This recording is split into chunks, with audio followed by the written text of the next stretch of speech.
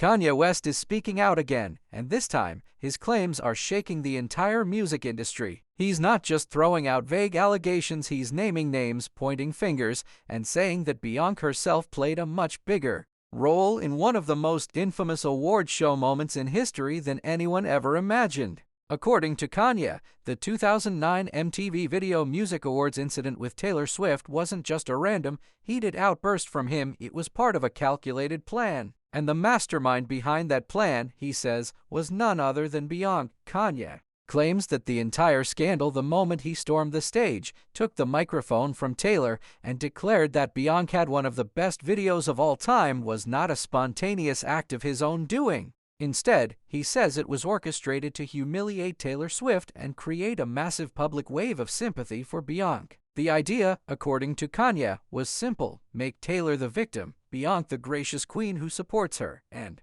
Kanye the villain who takes all the heat. But things didn't go the way anyone planned. The backlash against Kanye was enormous. He was dragged by the media, booed at shows, criticized by other celebrities, and painted as the arrogant, unhinged rapper who ruined a young girl's big moment. For years, that one moment followed him everywhere he went. Meanwhile, Beyonce distanced herself from the controversy, smiling in interviews and speaking kindly about Taylor, positioning herself as someone who was just as surprised as everyone else. Now Kanye is saying that's not how it happened at all. He claims Beyonce knew exactly what was going to happen and even encouraged it behind the scenes. But once the public reaction turned ugly, she stepped back and let him take all the damage. And if that wasn't enough, Kanye says that in the years since that moment, Beyonce and Jay-Z have worked hard to silence him, even going so far as to try to trap him in a conservatorship so he couldn't speak out about what really happened. According to Kanye, the root of the tension goes deeper than just that VMA night. He says Jay-Z and Beyonce once tried to get him to sign what he calls a demonic contract with Roc Nation. This wasn't just any music deal. Kanye claims it came with bizarre restrictions, including a rule that he could not talk about Jesus Christ in his music. To him, that was a red flag. Kanye has always been outspoken about his faith, and the idea of signing away his right to talk about God was a deal-breaker. He turned the offer down, and from that moment on, he believes the couple made it their mission to paint him as unstable and destroy his credibility. He's even accused them of trying to manipulate the media to keep his crazy image alive, so that when he eventually exposed the truth about them, no one would take him seriously. He says the news stories about his mental health, the social media posts portraying him as out of control, and even the legal threats were all part of a bigger plan to silence him. And it wasn't just media pressure. Kanye says there were actual threats to have him institutionalized. He brought up a chilling example involving celebrity fitness trainer Harley Pasternak, a man Kanye had worked with in the past. Kanye shared a screenshot of a text message from Harley that flat out said he could have Kanye institutionalized again and pumped full of medication until he was like a zombie. This wasn't an empty threat. Back in 2016, Kanye had been taken to a hospital for a psychiatric evaluation without his consent, and that arrest happened at Harley's own home. Kanye now believes that entire incident was part of a larger effort to control him and keep him quiet. The mention of institutionalized again hit a nerve with many fans, especially those who remembered the legal battle of Britney Spears. Britney had revealed in court that her family forced her into a conservatorship, drugged her with massive doses of lithium, and used her medical records to convince the public she was incapable of managing her life. Kanye says the same thing was attempted on him, and the fact that both situations involve celebrities being silenced through mental health claims makes him believe it's a common industry tactic. And if what Kanye is saying is true, the 2009 VMAs were just the beginning. He believes that night set the stage for everything that came after: the strained relationships, the media attacks, the rumors about his mental health, and the ongoing tension between him and one of the most powerful couples in entertainment. Back in 2009, when the VMA incident happened, the world saw it in the simplest way possible. Kanye West had interrupted Taylor Swift's acceptance speech because he thought Beyonce deserved the award. Social media exploded with memes, celebrities condemned him, and late-night hosts roasted him for weeks. Even President Obama, in an off-the-record comment that later leaked, called him a jackass. Taylor Swift's career skyrocketed after that night. She was already on her way to becoming a superstar, but the incident made her the ultimate underdog in the public eye. She played the role of the sweet, innocent country girl who got humiliated on stage by an arrogant rapper. Every TV appearance she made afterward had a subtle nod to the VMAs, whether she was joking about it or letting interviewers bring it up for sympathy. It worked. She became a pop culture darling. Beyonce, on the other hand, managed to come out of that night looking graceful. Later in the show, when she won Video of the Year, she called Taylor back on stage to finish her speech. It was seen as the ultimate classy move, and the audience cheered. But Kanye now says that was all part of the script, a way to make Beyonce look even more like the good guy while letting him take the bullet. According to Kanye, the plan wasn't just about that night, it was about power and control in the music industry.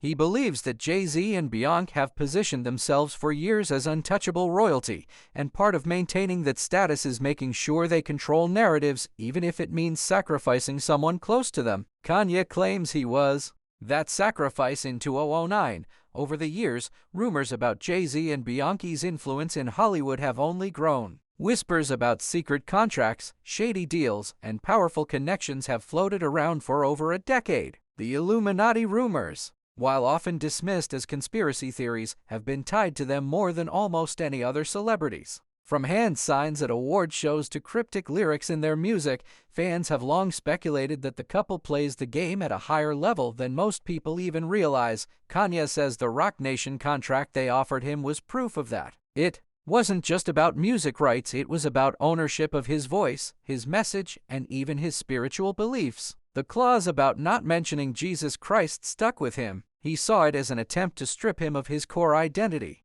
And when he refused, he says everything changed. In Kanye's mind, the years that followed his fallout with Jay-Z, the cold distance between him and Beyonce, the media framing him as unstable, all lead back to that refusal and the fact that he knows too much about how the industry really works. He's hinted at parties and meetings where powerful figures in entertainment make deals that decide who rises and who falls. And if you're not willing to play by their rules, you get pushed out. Some of Kanye's claims even intersect with other celebrity scandals. He's hinted that the same network of power and influence that he's up against is connected to figures like Diddy, whose recent legal troubles have put him under a harsh spotlight.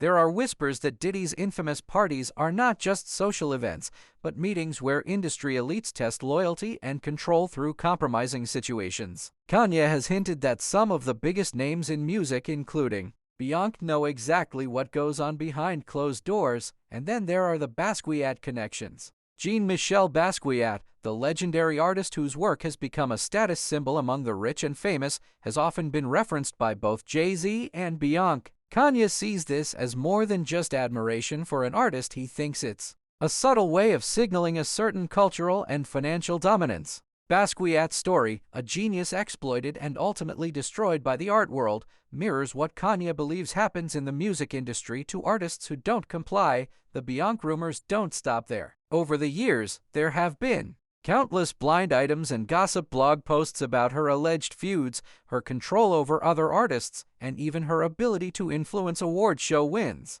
Kanye's version of the 2009 VMAs fits neatly into that narrative, the idea that she could engineer a moment that would boost her image and cement her status while keeping her own hands clean. From Kanye's perspective, the pieces all connect. The 2009 incident wasn't just about him being impulsive or drunk, as many assumed at the time. It was a move in a much larger game, a game about image, power, and who controls the industry's biggest stages. After Watch the Throne in 2011, it seemed like Kanye West and Jay-Z were unstoppable, two of the biggest names in hip-hop making history together. But behind the scenes, cracks were already forming. Kanye has said in interviews that during the tour, he began noticing how differently he and Jay-Z operated. Jay was all about control, calculated moves, and keeping the business tight, while Kanye was more about creativity and speaking his truth, no matter how messy it looked. The real fallout started around 2014, when Kanye married Kim Kardashian. Jay-Z and Beyonce famously skipped the wedding,